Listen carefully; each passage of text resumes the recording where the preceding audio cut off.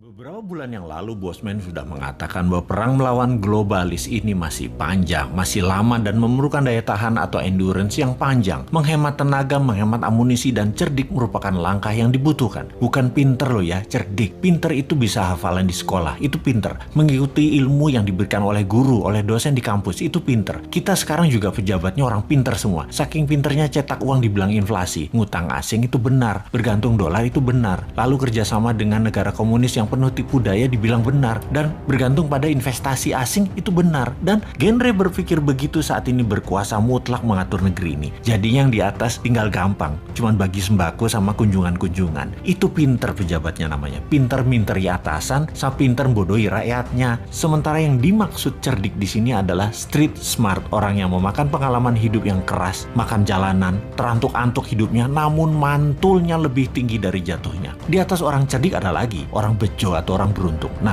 lebih enak lagi gabungan keduanya sebagai pemimpin. Sudah bejo, cerdik lagi. Itu baru pantas jadi pemimpin yang mengatur perang melawan globalis cabal. Oh iya, sebelum lanjut, kita harus membedakan pebisnis globalis dan globalis cabal. Cabal adalah secret society, lebih menginginkan kepengendalian mutlak atas kehidupan manusia. Cabalis itu sudah pegang kendali atas teknologi, atas informasi, kendali atas komunikasi, sistem keuangan, dan sekarang kendali ke arah dua hal yang penting, yaitu kesehatan serta makanan. Musuh negara tidak berdaulat yang pemimpinnya oportunis itu bukan hanya dua negara besar, Tiongkok dan Amerika, tetapi ditambah juga globalis cabal. Jadi ada tiga musuh sebenarnya. Kita detailkan ketiganya, pengendali negara lemah tersebut. Pola kendali terhadap negara lemah atas dua negara besar dan kelompok globalis adalah tiga strategi Tiongkok, yaitu menggunakan soft power kalau Tiongkok ya. Pertama, kendali atas media massa sebuah wilayah. Nomor dua, kendali atas pejabat pemerintahan wilayah yang ditarget serta anggota parlemennya. Kemudian nomor tiga, kendali atas peraturan hukum dan penegakan hukum di wilayah tersebut. Di sisi lain, strategi Amerika itu menggunakan hard power, yaitu tekanan militer,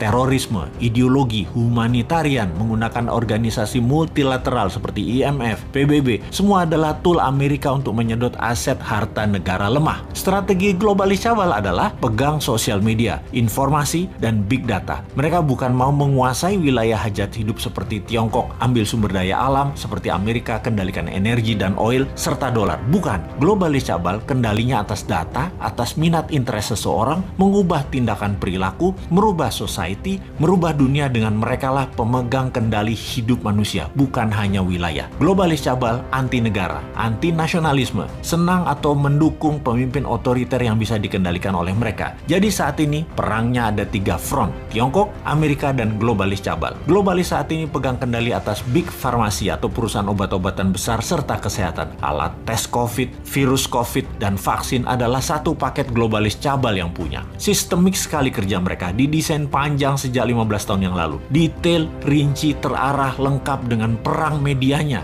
desain ketakutannya, dan alat yang disebut COVID atau virus yang sedikit lebih mematikan dibandingkan flu itu. Bahkan vaksin buat para petinggi big farmasi atau elit globalis cabal beda dengan yang dikasih ke masyarakat. Pastinya yang di masyarakat itu mengandung merkuri. Ini kata data intelijen pertahanan internasional loh ya. Mudah-mudahan data ini salah. Vaksin globalis paling nggak suka dengan imunoterapi atau imunodulator. Peningkatan imunitas yang dipakai untuk melawan mereka. Karena tidak bisa didata, tidak bersertifikat. Mereka globalis cabal yang perlu bukan hanya vaksinnya laku, PCR antigennya laku, sebaran virusnya cepat dan meluas, tapi data itu tidak kalah penting bagi mereka. Globalis menyarankan pakai masker dan lockdown di banyak wilayah sesuai dengan saran versi globalis. Semua sudah dibuat protokolnya sehingga efeknya perangnya panjang. Ada yang improvisasi, misalnya pakai imunoterapi lokal, lockdown ringan bergantian, ekonomi jalan biasa, pakai data center satelit sendiri, komunikasi pakai tool negara tersebut sendiri, sosial media punya sendiri, negara tersebut nggak akan rubuh,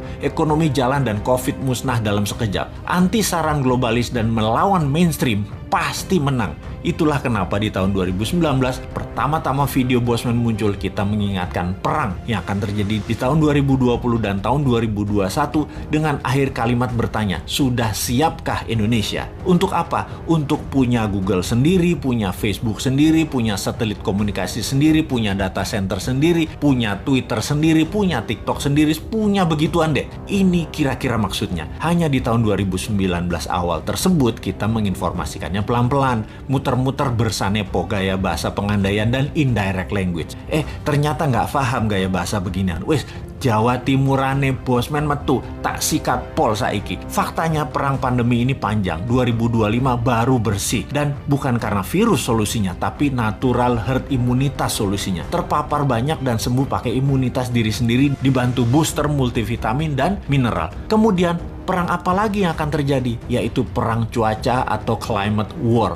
Sudah sejak tahun lalu dimainkan. Dan kalau yang ini, Rusia ikut bermain. Selain globalis cabal Tiongkok dan Amerika di belakangnya negara sekutu, terutama G7. Mulai nyadar sekarang di mana-mana hujan juga banjir. Kata-kata puitisnya adalah bagai hujan di musim panas.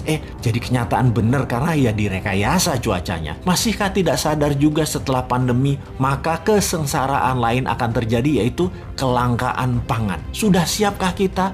Atau seperti 2 tahun ini, walau sudah diingatkan tetap aja menjalankan semua seakan-akan seperti anak SD gambar pemandangan 2 gunung, matahari, dan sawah. Wapokmu kapan? Bro, seroprevalence Amerika itu sudah di atas 49%.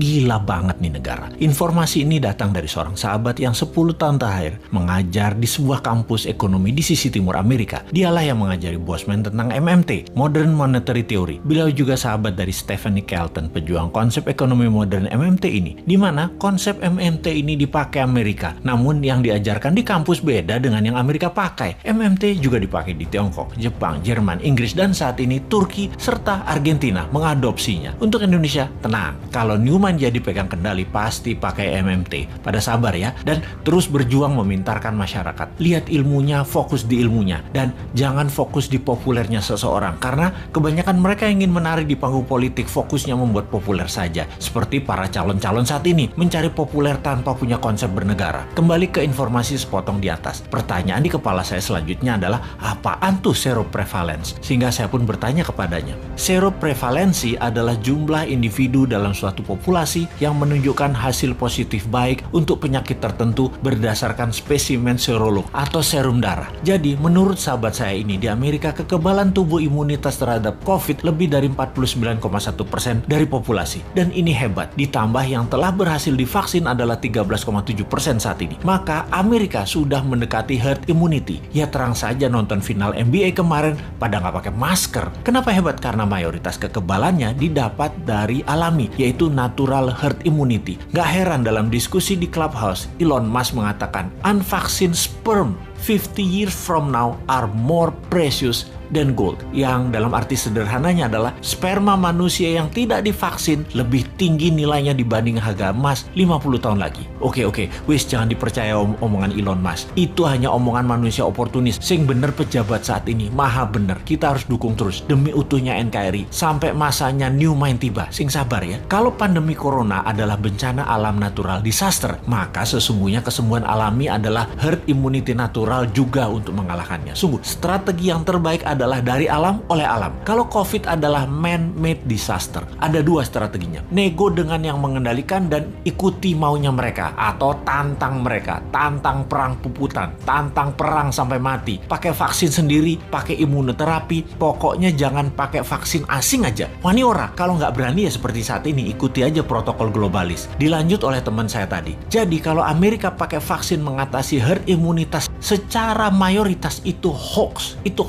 Bener, pakai vaksin, tapi hanya minor. Hanya palingan 20-30%-an saja, yang 30%-an nanti yang alami. Amerika pakai natural imunitas terbanyaknya. Lalu saya bertanya, kalau Tiongkok menangani COVID pakai vaksin ya? Dijawab olehnya, belum tentu. Tiongkok itu rezim komunis. Gak ada transparansi dan akuntabilitas bagi siapapun dari luar negeri bisa mengakses kebenaran informasi yang Tiongkok berikan. Siapa yang bisa memverifikasi berita kalau society dibungkam di sana? Banyak ahli-ahli luar Tiongkok mau fact finding, masuk ke Tiongkok, nggak bisa, ditolak Beijing. Sebaiknya kita tidak consider data Tiongkok sebagai data utama. Semua data dari Tiongkok itu dari pusat partai komunis. Semuanya dialterate, diubah sesuai untuk kepentingan propaganda yang menguntungkan Tiongkok. Bisa saja ternyata Tiongkok juga pakai natural herd immunity, namun dipropagandakannya pakai vaksin. Tahunya Tiongkok menyehatkan warganya dengan multivitamin dan mineral, sementara vaksin diekspor keluar sebagai dagangan internasional. Jadi Tiongkok kayak Amerika juga, jangan-jangan 60%-nya pakai natural herd imunitas, sisanya vaksin. Siapa yang tahu? Banyak negara tergocek globalis cabal agar pakai vaksin mayoritasnya, yang natural imunitasnya dibatasi. Memang tidak deadly atau mematikan menggunakan vaksin itu. Vaksin faktanya memang mengurangi fatality kematian, tetapi sisi lain ya kita jadi korban ekonomi, jadi miskin, kita jadi buyer beliin vaksin terus. Ya semoga salah lagi nih data dari Tiongkok dan globalis kali ini. Tapi data seroprevalence yang dari Amerika mah bener.